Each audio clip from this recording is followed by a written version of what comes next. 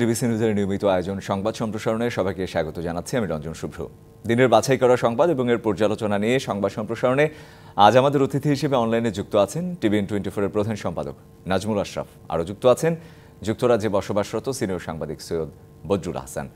স্বাগত আপনাদের দুজনকেই সংবাদ সম্প্রসারণে। আমি সৈয়দ বদরুল হাসান, আপনাকে দিয়ে যদি শুরু করি, আমাদের যে প্রথম যেই শিরোনাম, নরেন্দ্র মোদী এবং জো বাইডেন বৈঠক করলেন এবং তাদের আলোচনায় বাংলাদেশ প্রসঙ্গটাও আসলো। আমার প্রশ্ন থাকবে আপনার কাছে, বাংলাদেশ বিষয়ে এই এখন যে পরিস্থিতি, এই বাংলাদেশ বিষয়ে ভারতের নীতিটা আসলে কি হতে যাচ্ছে? আমরা দেখলাম জো বাইডেনের সাথে বৈঠক করলো, আমরা দেখলাম যে বাংলাদেশ বিষয়েও বলছে যে তারা সম্পর্ক দৃঢ় করতে চায়। ভারতের নীতি আসলে কি হতে যাচ্ছে সামনের দিনে? আমার যেটা মনে হচ্ছে যে প্রত্যেক দেশের পররাষ্ট্রনীতি একটা থাকে, আমরা যেটা জানি। ভারতের পররাষ্ট্রনীতি আছে, মার্কিন যুক্তরাষ্ট্রের আছে, আমাদেরও আছে। তো এখন বাংলাদেশে যে ঘটনাগুলো ঘটেছে 5ই আগস্টের পর থেকে, সেটা নিয়ে ভারত তো উদ্বিগ্ন এবং পৃথিবীর অন্যান্য দেশও উদ্বিগ্ন, বিশেষ করে মার্কিন যুক্তরাষ্ট্র। তো ভারতের নীতি যদি আমরা দেখি, যেমন আজকে আপনাদের হেডলাইনে দেখলাম ভারতীয় হাই কমিশনার বিএনপি নেতাদের সাথে কথাবার্তা বলেছেন। তো এখন আমরা যে বাংলাদেশ থেকে দেখেছি, বাংলাদেশের ভেতর থেকে যে মন্তব্যগুলো আমরা দেখেছি বর্তমান যে অন্তর্বর্তীকালীন সরকারের কাছ থেকে, তারা সবসময় বলে যাচ্ছেন যে একটা ব্যালেন্সড, একটা প্রপার রিলেশনশিপ ভারতের সাথে আমাদের দরকার। খুবই ভালো। তারপর দেখছি আর ব্যবসা বাণিজ্য ঠিকই চলছে। তো আমার যেটা মনে হয়, ভারত চাচ্ছে যে বাংলাদেশের সাথে যেই সমস্যাগুলো, ঠিক সমস্যাগুলো বলা যায় না, যে একটু ডিক্লাইন যেটা যদি বলি হয়ে গেছে, এবং গত 1-1.5 মাসের মধ্যে এই দুই দেশের সম্পর্কের মধ্যে, তার ভারত নিশ্চয়ই চেষ্টা করবে যে বাংলাদেশে একটা স্থিতিশীল পরিস্থিতি হয় এবং আমাদের দেশে যে নতুন সরকার এসছে, যেই কার্যক্রমগুলো তারা শুরু করেছেন, এবং বিশেষ করে গত 15 বছরে আমরা যা দেখেছি, এই পরিবর্তন, হঠাৎ করে যে একটা পরিবর্তন হলো, পরিবর্তন একটা হতো সবাই আশা করি, সবাই জানতো, আমরাও জানতাম, বিদেশিরাও জানতেন, কিন্তু এমন দ্রুত এবং নাটকীয়ভাবে যে পরিবর্তন হবে, এটা কিন্তু খুব একটা কেউ আশা করেনি। তো তারপর আমি যেটা মনে করি যে ভারত যে কথা বলেছে বাংলাদেশ সম্পর্কে জো বাইডেনের সাথে, এটা আমাকে মনে করিয়ে দেয় যে ওই 1971 সালে শ্রীমতী গান্ধী এবং রিচার্ড নিক্সন আলাপ আলোচনা করেছে, তখন পরিস্থিতি ভিন্ন ছিল। তো আমি যেটা দেখছি, এটা আমাদের কোনো উদ্বেগের কারণ নাই, কেন আমরা তো ভারতের সাথে আমরা সবসময় ভালো সম্পর্ক বজায় রেখেছি। বাংলাদেশে যেসব সরকার এসছে, যত সরকার এসছে, সে 1972 সাল থেকে ধরেন 1971 সাল মুজিবনগর সরকার থেকে এখন পর্যন্ত প্রত্যেক সরকারই আমাদের ভারতের সাথে সম্পর্ক ভালো ছিল এবং ভালো আছে। আমি যেটা মনে করি, এটা উদ্বেগের কোনো কারণ নাই। কিন্তু একটা জিনিস হচ্ছে যে জো বাইডেন এবং নরেন্দ্র মোদী আলাপ করেছেন, তারা নিশ্চয়ই একটা স্থিতিশীল, একটা স্টেবল, একটা গণতান্ত্রিক বাংলাদেশ আশা করছেন, যেখানে মানুষ কথা বলতে পারবে এবং যে পরিস্থিতি অতীতে ছিল না, সেই পরিস্থিতি পরিবর্তন হবে এবং বাংলাদেশ একটা নতুন একটা অধ্যায় চালু করা হবে। আমি নিশ্চিত সেই ব্যাপারে আলাপ করেছেন। এবং ভারত চাইবে, আমরাও চাইব, ভারত চাইবে একটা পূর্ণ গণতান্ত্রিক বাংলাদেশ। আমরাও চাইব যে ভারতের সাথে আমাদের দেশে গণতন্ত্রের মাধ্যমে গণতন্ত্র পুরোপুরি প্রতিষ্ঠা করে আমরাও একটা ইকুয়াল রিলেশনশিপ যাতে আমরা বজায় রাখতে পারি। নিশ্চয়ই আমরাও তাই চাই। নাজমুল আশরাফ, আপনার কাছে আমার কি বলবেন, আপনার মন্তব্য একটু শুনবো, পাশাপাশি এই শুনবো যে এই আলোচনা হয়েছে, এই আলোচনা আসলে কি অর্থ বহন করে, কতটা আসলে প্রভাব ফেলবে, কারণ নতুন একটি বাস্তবতা দাঁড়িয়েছে এই মুহূর্তে ভারতের সাথে যুক্তরাষ্ট্রের আলোচনা, সেটি আসলে কি অর্থ বহন করছে? ধন্যবাদ আপনাকে। দেখেন, বাংলাদেশ ভারত সম্পর্ক যেটি বদরুল ভাই বললেন, এই বাংলাদেশ স্বাধীনতার 53 বছরে এক এক সময় এক এক রকম গেছে, অনেক উত্থান পতন হয়েছে। কখনোই সমতার ভিত্তিতে, মর্যাদার ভিত্তিতে বাংলাদেশের স্বাধীনতা, সার্বভৌমত্ব এবং একটি আলাদা রাষ্ট্র হিসেবে ভারত কখনোই সেভাবে দেখে নাই। কখনো হয়তো সেটি খুব সূক্ষ্মভাবে, কখনো স্থূলভাবে এভাবে চলেছে অনেক বছর। কিন্তু গত 16 বছরের ভারত বাংলাদেশের সম্পর্কটা অন্য পর্যায়ে চলে গেছিল। সেটি একেবারেই অসম্মানজনক, একেবারেই বাংলাদেশের জন্য ক্ষতিকর এবং একতরফা। যারা সরকারে ছিলেন তারা একরকম, একতরফাভাবে ভারতকে সব ধরনের সুবিধা দিয়ে গেছে, বিনিময়ে বাংলাদেশ কোনো কিছু পায় নাই, এবং সেটার বিনিময়ে ভারত ওই সরকারটিকে বা ওই দলটিকে নানানভাবে সমর্থন করে গেছে। বাংলাদেশের রাজনীতি, গণতন্ত্র, অর্থনীতি, ব্যবসা বাণিজ্য থেকে শুরু করে যত খাত আছে, আমরা যদি গত 16 বছরে খাতওয়ারি বিশ্লেষণ করি, দেখা যাবে যে সব ক্ষেত্রেই বাংলাদেশ ঠকেছে, ভারত জিতেছে, এবং সেটি করতে পেরেছে কারণ ওই সরকারটি সেই সুযোগটি তৈরি করে দিয়েছে। এবং ভারত এরকম অন্যায় সুবিধা পাওয়ার কারণে এই সরকারের পতনের পর তার আচরণের মধ্যে আমরা একটা পরিবর্তন দেখতে পাচ্ছি নানান ভাবে, তাদের কথা এবং কাজে। কিন্তু পাশাপাশি দুটি দেশ, তাদের মধ্যে তো সুসম্পর্ক থাকতে হবে, ন্যূনতম কার্যকর সম্পর্ক থাকতে হবে। যতই আপনার জনগণ বনাম জনগণ যে সম্পর্ক, সেটিতে খুব বেশি সমস্যা না হলেও সরকারের বদল বিপরীতে সরকারের সম্পর্কটাই সমস্যার মধ্যে ছিল, সবসময় ছিল, গত 16 বছর সেটি বেশি হয়েছে। এখন ওই সরকারের পতনের পর থেকে ভারতের ভূমিকা, সাথে এখন আসছে আমেরিকা। আমাদের সবশেষ নির্বাচনের আগে বাংলাদেশের নির্বাচন নিয়ে, বাংলাদেশের গণতন্ত্র নিয়ে, বাংলাদেশের মানবাধিকার সুশাসন নিয়ে যে টানাপোড়েনটি ভারতের সাথে আমেরিকার হয়েছে, এবং আমেরিকা বাংলাদেশের ক্ষেত্রে যে ভূমিকাটা রাখতে চেয়েছে, যেটি বাংলাদেশের বেশিরভাগ মানুষের আকাঙ্ক্ষা ছিল, আবারও বলছি, সেটি হচ্ছে একটি সুষ্ঠু নির্বাচন, সঠিক গণতন্ত্র, তারপর সুশাসন, মানবাধিকার থেকে শুরু করে আরো অনেক বিষয় তো আসবেই। সেই জায়গায় ভারত বড় বাধা হয়ে দাঁড়িয়েছিল বলে আমেরিকাকে এক পর্যায়ে পিছু হটতে হয়েছে। ফলে বাংলাদেশ প্রসঙ্গে বাংলাদেশ, ভারত, আমেরিকা এই তিন দেশের যে বাস্তবতা আমরা এই 5ই অগাস্টের আগে দেখেছি, তার এক ধরনের রিকনসিলিয়েশনের চেষ্টা সব দিক থেকেই হচ্ছে বলে আমার মনে হয়। কিন্তু সেই জায়গায় বাংলাদেশ কতটা আপনার সঠিক পথে হাঁটছে, আমেরিকা কতটা সঠিক উদ্যোগ দিচ্ছে বড় দেশ রাষ্ট্রশক্তি হিসেবে, ভারত এই অঞ্চলের বড় দেশ শক্তি হিসেবে নিজের ভুল শুধরে প্রতিবেশী সুলভ আচরণ কতটা করছে, প্রতিবেশীর অধিকার মর্যাদা কতটা রক্ষা করছে, সেই বিষয়গুলো এখনো স্পষ্ট না। এবং আলোচনাও আসলে আলোচনার চেষ্টা যেটি ফলপ্রসূ করার, সেটিও আসলে কতটা হচ্ছে, সেটাও নিশ্চয়ই একটি বিবেচ্য বিষয়। আমি আধা মিনিটে শেষ করি। জি জি জি। বিএনপির সাথে খুব বৈরী সম্পর্ক ছিল, আওয়ামী লীগের সাথে অস্বাভাবিক রকমের একটা সম্পর্ক ছিল। সেই জায়গায় এখন ভারত হয়তো বিকল্প শক্তি যারা আছেন বিএনপির মতো, তাদের সাথে একটা সম্পর্ক করার চেষ্টা করছে, দেখা সাক্ষাৎ কথাবার্তা হচ্ছে, কিন্তু ভিতরে ভিতরে তাদের মধ্যে কতটা পরিবর্তন হয়েছে সেটি কিন্তু এখন স্পষ্ট। জি, ধন্যবাদ। আমি 1 মিনিট শুনতে চাই একটু বদরুল হাসান আপনার কাছে, কিছু যোগ করবেন কিনা যে ভারতের যেই সম্পর্ক উন্নয়নের চেষ্টা, বা এই তিন দেশের যে সম্পর্ক উন্নয়নের মধ্য দিয়ে যে ফলপ্রসূ করার যে চেষ্টা, সেটি আসলে কতটা দৃশ্যমান হয়েছে আপনার কাছে? আমরা শুনলাম নাজমুল হাসান বললেন যে এখনো স্পষ্ট নয়। বেশ দৃশ্যমান হয়েছে। আমরা তারা তো পরিষ্কার মানে খোলামেলা ভাবে পলিসি স্টেটমেন্ট হিসেবে বলেনি, কিন্তু আমি যেটা মনে করি যে ভারতের এখন দরকার, এতদিন তো নাজমুল আশরাফ যেটা বললেন যে বিগত সরকারের সাথে, আওয়ামী লীগ সরকারের সাথে তাদের সম্পর্ক খুব ভালো ছিল, কিন্তু যেটা হয়েছে আমরা দেখেছি অতীতে যে সরকারি দলের সাথে তাদের সম্পর্ক খুব ঘনিষ্ঠ ছিল, খুব জোরালো ছিল, কিন্তু তার ফলে যেটা হচ্ছে অন্যান্য দল যেগুলো আছে বাংলাদেশে, বিএনপি বলেন, জাতীয় পার্টি বলেন, জাসদ বলেন, ওদের সাথে কিন্তু সেরকম সম্পর্ক আমরা কখনো দেখিনি।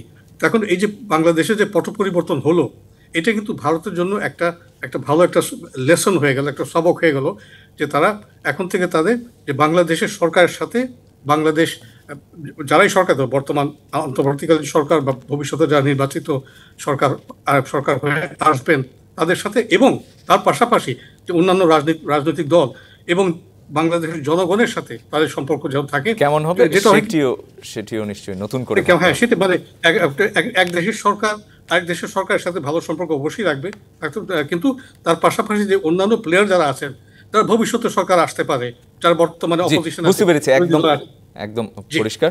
জি, দুজনেই থাকুন আমার সাথে, একটা বিরতির সময় হয়ে গেছে।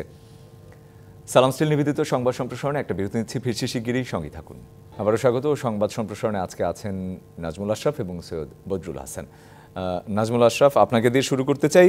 ভারত বাংলাদেশের যে সম্পর্ক, সেই প্রসঙ্গেই আরেকটি খবরের সূত্র ধরে আপনার কাছে আমি প্রশ্ন রাখতে চাই, যেটি হচ্ছে যে মির্জা ফখরুল এবং প্রণয় ভার্মা আজকে বৈঠক করলেন এবং মির্জা ফখরুল এসে জানালেন সেই বৈঠক শেষে যে বাংলাদেশের সঙ্গে সম্পর্ক আরো দৃঢ় করতে চায়। আমার প্রশ্ন হচ্ছে যে আসলেই কি এই সম্পর্ক ভালো হবে কিনা, নতুন বাস্তবতা বা সম্পর্কের যেই মাপকাঠিগুলো ছিল সেগুলো কি আসলে নতুন করে দেখার সময় হয়েছে কিনা, বা হলে সেটি আসলে ভারত কিভাবে নিতে পারে?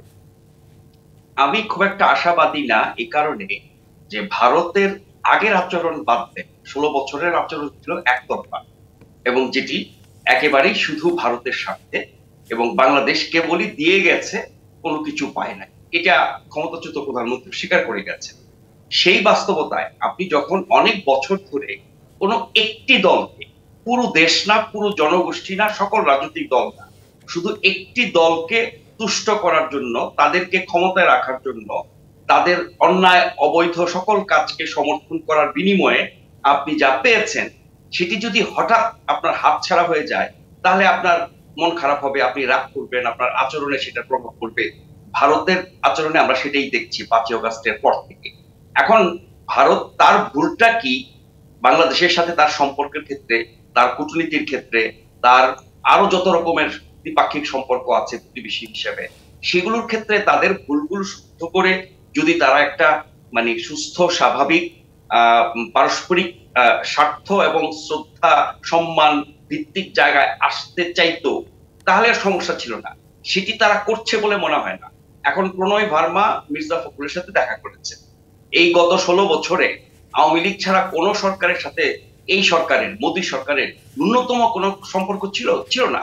বিভিন্ন সময় আমরা দেখেছি বিএনপি, জাতীয় পার্টি, এই দলগুলোকে তারা এক ধরনের বার্তা দেওয়ার চেষ্টা করেছে যে আপনার তারাও যদি আওয়ামী লীগের মতো এরকম অনুগত হয়, তাহলে হয়তো তাদের সাথে একটা সম্পর্কে চিন্তা করতে পারে, কিন্তু সেটা হয় নাই এবং এক পর্যায়ে এত দূরে সরে গেছে যে আপনার আওয়ামী লীগ ছাড়া বাংলাদেশে তারা আর কাউকে চিনত না। ওই বাস্তবতা থেকে এখন যে পরিবর্তিত বাস্তবতা এসেছি আমরা, সেখানে তারা 5ই অগস্টের পর থেকে কি কি করেছে বলেছে, সেটা আমি বিরতির আগে বলছিলাম, কোনোটাই গ্রহণযোগ্য না। এবং আপনার বিএনপির সাথে প্রণয় ভার্মার বৈঠকের পরে আমরা বিএনপি মহাসচিবের বক্তব্য শুনেছি, প্রণয় ভার্মার বক্তব্য শুনি নাই। এর আগে প্রণয় ভার্মা কিন্তু প্রধান উপদেষ্টা সহ বিভিন্ন উপদেষ্টাদের সাথে বৈঠক করেছেন। সেসব ক্ষেত্রেও কিন্তু আমরা মোটামুটি বাংলাদেশের পক্ষের কথাবার্তাগুলি শুনেছি। এখন মির্জা ফখরুল যা বলেছেন, এটা একেবারেই হালকা পাতলা ধোঁয়াশা, এবং এখানে ওনার শব্দগুলো যদি আমি ব্যবহার করি, আমি এর মধ্যে কোনো সারাংশ দেখছি না। এবং তিনি বলছেন যে হ্যাঁ, তারা কি বলবো, রাজনৈতিক বক্তব্য কিনা, সমস্যাগুলো আছে সেগুলো ব্যাপারে চেষ্টা করবে, উপচনা করবে। চেষ্টার তো কোনো উদ্যোগ আবার লক্ষণ তো আমরা দেখি না। এটা হচ্ছে মানে একটা বিকল্প শক্তি আবার আসতে পারে ক্ষমতায়, আওয়ামী লীগই একমাত্র শক্তি না বাংলাদেশের, সেই বাস্তবতায় হয়তো তারা অন্যান্য দলগুলোর সাথে একটা ফর্মালিটি, জাস্ট ফর্মালিটি, আমার মনে হয় না যে উপলব্ধি থেকে তাদের কূটনীতি এবং অন্যান্য অবস্থান সংশোধন করে অন্যান্য দলের সাথে সম্পর্ক তৈরি করছে, এরকম নতুন করে ঢেলে সাজিয়ে আসলে নীতিগুলো তারা যে আসলে এগোচ্ছে কিনা সেই ব্যাপারে আসলে আপনি ঠিক আসলে আশাবাদী না। জি, ধন্যবাদ। আমি একটু বদরুল হাসানের কাছে যেতে চাই। একই প্রশ্ন আসলে, আমরা দেখলাম যে নাজমুল আশরাফ তিনি বললেন যে খুব বেশি আশাবাদী না। আপনি কি আশাবাদী? আমি আশাবাদী এই জন্য যে আমার বিবেচনায় আমি যা দেখছি যে ভারত সরকার, আমাদের দেশে যে পরিবর্তনটা হলো, রাজনৈতিক পরিবর্তনটা হলো, এরা কিন্তু একটা খটকা লেগেছে তাদের মধ্যে। তারা এটা আশা করেনি যে এত দ্রুত একটা পরিবর্তন হবে, এবং যার ফলে যার পরিপ্রেক্ষিতে আমরা দেখছি যে ভারতীয় সরকার এবং বিশেষ করে যে আমাদের দেশে ভারতীয় কূটনীতিবিদ যারা আছেন, হাই কমিশনার যারা আছেন, এরা বিভিন্ন আমাদের প্রধান উপদেষ্টার সাথে কথা বলেছেন, বিভিন্ন দলের সাথে কথা বলেছেন। আজকে যে বিএনপির নেতৃবৃন্দের সাথে তারা কথা বলেছেন, যেটা আমার মনে হয় এখন ভারতের একটা উপলব্ধি হচ্ছে যে তাদের তো পররাষ্ট্রনীতি আছেই, একটা ছিল সবসময়, কিন্তু যে এতদিন যে পররাষ্ট্রনীতি এটা ছিল বাংলাদেশ সম্পর্কে, সেটা যে তাদের জন্য খুব একটা ফলপ্রসূ হয়নি, তাদের জন্য খুব সুখকর হয়নি, তারা একটা শক পেয়েছে। কিন্তু এখন যেটা হচ্ছে, আমি যে মনে করছি যে ভারতীয় সরকারের ভেতরে যে সাউথ ব্লক যেটা বলি, তাদের মধ্যে একটা যে ইংরেজি যে শব্দটা প্রাগম্যাটিজমের একটা ব্যাপার এসে গেছে, এবং সেই সেই অনুসারে তারা এই কাজটা করছেন। এবং তারা এখন থেকে আমার যেটা মনে হয় যে যে যে ভারতীয় হাইকমিশন প্রণয় বর্মাদের দেখা করছেন বিভিন্ন ব্যক্তিবর্গের সাথে, তারা কিন্তু ওই উপলব্ধি থেকে এই কাজগুলো করছেন। তো হ্যাঁ, এখন আমি এটা বলবো না যে একদম ভারতীয় সরকার বাংলাদেশের বর্তমান সরকারের সাথে পরিস্থিতি একদম একদম খাপ মিলিয়ে চলবেন, তাদের কাছ থেকে আমরা পুরোপুরি আগের মতো বন্ধুত্ব আশা করছি, কিন্তু করব সেটা আমি বলছি না। আমি যেটা বলছি, তারা তারা এখন নিশ্চয়ই তারা উপলব্ধি করবেন যে আমাদের সম্পর্ক এখন, যেটা বললাম আগে, যেটা বলছি, একটা প্রপার রিলেশনশিপ হতে হবে। Proper relationship, proper and equal relationship, এটি তার এই ক্ষেত্রে তারা, আমি আশা করব, তার কাজ করছেন। জি, আবার একটু নাজমুল আশরাফের কাছে যেতে চাই, যেটি হচ্ছে যে আঞ্চলিক রাজনীতির জন্য আসলে বাংলাদেশ ভারতের যে এখনকার যে বাস্তবতা, যে সম্পর্ক বা সামনে যেটি হতে যাচ্ছে, আপনি যেটি আশা করলেন, সেইটি আসলে কতটা গুরুত্বপূর্ণ, বা এটি কি ধরনের প্রভাব রাখতে পারে বাংলাদেশ ভারত সম্পর্ক? দেখেন, এই আঞ্চলিক রাজনীতি, রাজনীতি, আন্তর্জাতিক রাজনীতি, বাংলাদেশ, ভারত, চায়না, আমেরিকা, আরো অন্যান্য দেশকে সম্পৃক্ত যদি করি, সেক্ষেত্রে কিন্তু ভারত বড় দেশ, তাদের শক্তি বেশি, জনসংখ্যা বেশি, আন্তর্জাতিক অঙ্গনে তাদের প্রভাব বেশি, সবই ঠিক আছে। বাংলাদেশ ছোট দেশ হলেও বাংলাদেশের প্রভাব, বাংলাদেশের সম্পর্ক বিভিন্ন দেশের সাথে এই ভারত ছাড়া সেটিও কিন্তু খারাপ না। বাংলাদেশের প্রতি যদি ভারত প্রতিবেশী হিসেবে অন্যায় আচরণ করে, সেটি কিন্তু অন্যান্য দেশ যারা ভারতেরও বন্ধু, বাংলাদেশেরও বন্ধু, পশ্চিমা শক্তি যদি বলি, তারাও কিন্তু একতরফা এই বিষয়টাকে মেনে নেয়নি এবং নেবেও না। হয়তো আপনার রাশিয়ার মতো দেশ মানতে পারে, তাদের অন্যরকমের একটা সম্পর্ক। আবার ভারত তার স্বার্থে, আমরা ইউক্রেন যুদ্ধের সময় দেখেছি নিষেধাজ্ঞা দেওয়ার পরও রাশিয়ার তেল তারা কিভাবে কিনেছে। কিছুদিন আগের খবর, এই কয়েকদিন আগের খবর, যে ভারতের অস্ত্র ইউরোপ হয়ে ইউক্রেনে যাচ্ছে, এটা নিয়ে রাশিয়া উষ্মা প্রকাশ করেছে। ভারত তার স্বার্থে সবকিছুই করবে। আন্তর্জাতিক বিশ্বে তার একটা গুরুত্ব আছে, অবস্থান আছে। আমেরিকার ভারতকে দরকার, ভারতও আমেরিকাকে দরকার। বাংলাদেশকেও কিন্তু আমেরিকার যেমন দরকার, এই ভূরাজনৈতিক কারণে, এই অঞ্চলের আমেরিকার যে আপনার ইন্দো প্যাসিফিক স্ট্র্যাটেজি, সেই কারণে চায়নাকে মোকাবেলা করার ক্ষেত্রে সবকিছু মিলে আমি বলছি যে কোনো দেশের গুরুত্ব কোনো অংশে কম না। বাংলাদেশের গুরুত্বের বাড়তি দিকটা হচ্ছে বাংলাদেশের ভৌগোলিক অবস্থান। এই ভৌগোলিক অবস্থানের কারণে ভারত যতটা গুরুত্বপূর্ণ বাংলাদেশের কাছে, বাংলাদেশও ভারতের কাছে ঠিক ততটাই। ভারতের স্বার্থ, ভারতের অখণ্ডতা, ভারতের যা কিছু বলি এই অঞ্চলে সবকিছুর ক্ষেত্রে। ফলে এইখানে অন্যান্য বড় শক্তি এসে যখন এক ধরনের সমতার চেষ্টা করা হয়, ভারতের যে আচরণ শুধু বাংলাদেশ না, তার সকল প্রতিবেশীর সাথে, সেই জায়গায় বড় বড় শক্তি যখন কোনো ভূমিকা রাখতে চায়, তখন আমরা দেখছি যে ভারতের দিক থেকে সারাটা সেরকম ইতিবাচক হয় না।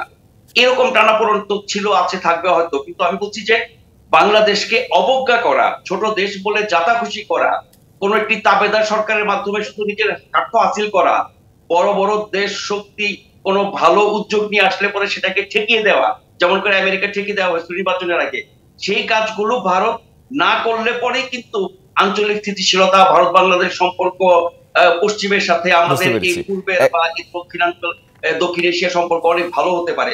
সেই উপলব্ধি ভারতের মধ্যে আসছে বলে মনে হয় না তাদের কথা এবং আচরণে। এখন পর্যন্ত সেটি স্পষ্ট হয়নি। তাতে করে কিন্তু আরো নেতিবাচক প্রতিক্রিয়া দেখেছি আমরা। জি, নাজমুল আশরাফ, ধন্যবাদ। আমি একদম সংক্ষেপে একটু যেতে চাই বদরুল হাসানের কাছে, যে আমি অন্য একটা প্রসঙ্গে যেতে চাই, যে আমরা দেখলাম যে সরকারি কর্মচারীদের সম্পদের হিসাবের একটি আসলে নির্দেশনা আসলো। আদৌ কি বাস্তবায়িত হবে এই পদক্ষেপ, নাকি আমরা তো দেখি যে সারা বাংলাদেশের সবকিছুতেই হচ্ছে আইন আছে, প্রশাসন থাকে, প্রতিষ্ঠান থাকে, কিন্তু দিন শেষে কিছুই বাস্তবায়িত হয় না? এটি হবে কি মনে হয়? অতীতের কথা যদি বলি, আমরা তো এই ধরনের পদক্ষেপ অনেক দেখেছি আগেও, বিভিন্ন সরকারের মাধ্যমে, এবং নির্বাচনের আগে নির্বাচন কমিশনের মাধ্যমেও দেখেছি। কিন্তু এখন আমরা যেটা বলবো, যেহেতু দেশে একটা পরিবর্তন এসছেন এবং সবাই বিভিন্ন ক্ষেত্রে সংস্কারের কথা বলছেন, এখন যে এই যে সম্পদের কথা বলা হচ্ছে, সরকারি কর্মচারী কর্মকর্তা এদের সম্পদের হিসাব চাওয়া হয়েছে, ভালো কথা। কিন্তু কথা হচ্ছে এই হিসাবটা কে নেবে, প্রথম কথা দায়িত্বটা কার, তারপর হচ্ছে হিসাব হিসাব নেওয়ার পর তখন যে ধরা পড়বে যে এরা অপরাধ করেছে, তাদের আয়ের বাইরে তারা সম্পদ করে তুলেছে এবং দেশের ভিতরে দেশের বাইরে সম্পদের পাহাড় গড়ে তুলেছে। এদের একটা শাস্তির বিধান থাকতে হবে। এখন সেই শাস্তিটা কিভাবে হবে, কোন আইনের মাধ্যমে হবে? আমি আমি আমি আমি বুঝতে পেরেছি আপনার কথা। মানে অন্যান্য বিষয়গুলো আসলে আরো বেশি স্পষ্ট করতে হবে, আরো বেশি যথাযথ করতে হবে, তাহলেই নিশ্চয়ই বাস্তবায়নের প্রশ্নটা আরো বেশি সামনে আসবে, স্পষ্ট হবে। বিরতির সময় হয়ে গেছে, আরেকটা ফিরে এসে দুজনের সাথে আবারও নিশ্চয়ই কথা হবে। সালাম স্টিল নিবেদিত সংবাদ সম্প্রসারণে নিচ্ছে আরেকটা বিরতি, ফিরছে শিগগিরই, সঙ্গে থাকুন। আবারও স্বাগত সালাম স্টিল নিবেদিত সংবাদ সম্প্রসারণে। অনলাইনে আজকে যুক্ত আছেন নাজমুল আশরাফ এবং সৈয়দ বদরুল হাসান। নাজমুল আশরাফ, আপনাকে দিয়ে শুরু করতে চাই, পাহাড়ে সেনা উপস্থিতি কি আসলে সংঘাত বা সংকট কমায় কিনা, এই দিয়ে শুরু করতে চাই। নিশ্চয়ই না। দেখেন, এই পাহাড়ের সমস্যা, 3 পার্বত্য জেলার সমস্যা, যেটি বাংলাদেশ স্বাধীন হওয়ার পর থেকেই এই সমস্যা আছে। আমরা এই সমস্যাকে কখনো আমলে নেই সেভাবে যে পাহাড়ে যারা বাস করে, ওখানে যে আদিবাসীরা আছে 13-14টা অংশ, তাদের অধিকার, তাদের মানে অগ্রাধিকার বলবো আমি, যেহেতু তারা পাহাড়ের মানুষ, তাদের অগ্রাধিকার থাকবে, কিন্তু অন্যান্য জনগোষ্ঠীরও অধিকার থাকবে, নাগরিক অধিকার থাকবে। এই সমতার ভিত্তিতে পাহাড় সমতল এক, সবাই বাংলাদেশী, সবার নাগরিক অধিকার, সাংবিধানিক অধিকার সমান হওয়া উচিত, এ কথা আমরা শুনে আসছি। কিন্তু আমরা এটাকে অনেকবারই সামরিক সমাধান করার চেষ্টা করেছি, লাভ হয় নাই, বিচ্ছিন্নতাবাদী বেড়েছে। আমরা শান্তি বাহিনীর কাহিনী জানি, দীর্ঘদিনই সংঘর্ষ চলেছে, পাহাড়ি বাঙালি সংঘর্ষ চলেছে, অশান্ত থেকেছে। বাংলাদেশের 1/10 এত গুরুত্বপূর্ণ একটি জায়গা, প্রাকৃতিক এবং সম্পদ, সৌন্দর্য সব দিক থেকে, সেই জায়গাটিতে আমরা অনেক বছর অনেক সংকট দেখেছি। কিন্তু একটা পর্যায়ে এসে তাদের সাথে আলাপ আলোচনা করে এক ধরনের রাজনৈতিক সমাধান আমরা করতে পেরেছিলাম, যেটি শান্তি চুক্তি হয়েছিল। তার ফলে কিন্তু একটা শান্তি ফিরে এসেছিল, স্থিতাবস্থা চলছিল। এরপরও মাঝে মধ্যে অশান্ত হয়েছে, নানান ঘটনা ঘটেছে, খুন খারাপি থেকে শুরু করে অপহরণ, অনেক কিছু হয়েছে। কারণ সেই চুক্তির পূর্ণ বাস্তবায়ন হয় নাই। বিশেষ করে ভূমি বিরোধের জায়গাটি অনিষ্পন্ন ছিল, এবং সকল পাহাড়ি, সকল আদিবাসী সবাইকে নিয়ে সবার অধিকার নিশ্চিত করে একই সাথে বাঙালি সেটলার যারা ওখানে আছেন, পরে গিয়ে বসতি স্থাপন করেছেন, তাদের অধিকার নিয়ে সেভাবে আমরা দেখি নাই, রাজনৈতিক ভাবে খুবই সংকীর্ণ ভাবে দেখেছি। ফলে এই সংকট পুরোপুরি সমাধান হয় নাই। এখন যে আবার নতুন করে শুরু হয়েছে, এটা শুধু পুরনো সংকটের ধারাবাহিকতা, পাহাড়ি বাঙালির আপনার বিরোধ, বা বাঙালিদের মধ্যে অনেক রকমের আঞ্চলিক সংগঠন আছে, দল আছে, তাদের বিরোধ, বা বিচ্ছিন্নতাবাদী এখনো যারা আছেন, বিভিন্ন অপরাধী দল আছেন, চোরাচালানি আছেন, তাদের বিরোধ, এই সকল কিছু যে আবার সামনে চলে এসেছে একটি ঘটনাকে কেন্দ্র করে, একজনকে পিটিয়ে মারা, যেটি সারা দেশে ঘটছে একের পর এক। সেই জায়গায় শুধুমাত্র এটি পাহাড়ের বাংলাদেশের অভ্যন্তরীণ সমস্যা না, এখানে অন্য জায়গার ইন্ধন, অন্য জায়গার আপনার উস্কানি এবং হাত থাকাটা অস্বাভাবিক কিছু না। আমাদের উপদেষ্টারাও এই কথা বলেছেন। আমরা জানি যে এই পাহাড়ি অঞ্চলের সাথে আমাদের একদিকে মিয়ানমার, একদিকে ভারত, তাদের কি ভূমিকা, এই পট পরিবর্তনের পর থেকে ভারতের কি ভূমিকা, ভারত থেকে নানান রকমের উস্কানির মাধ্যমে বাংলাদেশের অস্থিরতা এবং এই সরকার এই পরিবর্তনকে ব্যর্থ করে দেওয়ার যে চেষ্টা, সবকিছুই কিন্তু এই সংকটের ক্ষেত্রে বিবেচনার বিষয়। জি, আমি একটু বদরুল হাসানের কাছে যেতে চাই।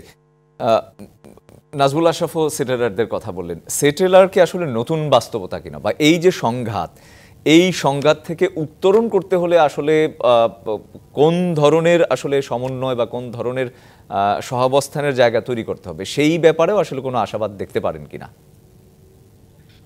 সেটলার, বাঙালি সেটলারের কথা যে বলি, এটা তারা তো অনেক বছর ধরে বাঙালি সেটলার ওখানে বসবাস করছেন এবং তার বাড়িঘর গড়ে তুলেছেন, ব্যবসা করছেন।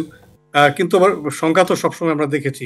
তো যে 1997 সালে যে শান্তি চুক্তিটা হয়েছিল, আমার মনে হয় সেটা একটা ভালো চুক্তি হয়েছিল, কিন্তু যেটা নাজমুল বললেন পুরোপুরি বাস্তবায়ন হয়নি, অনেক সমস্যা, বেশ কয়েকটা সমস্যা আছে।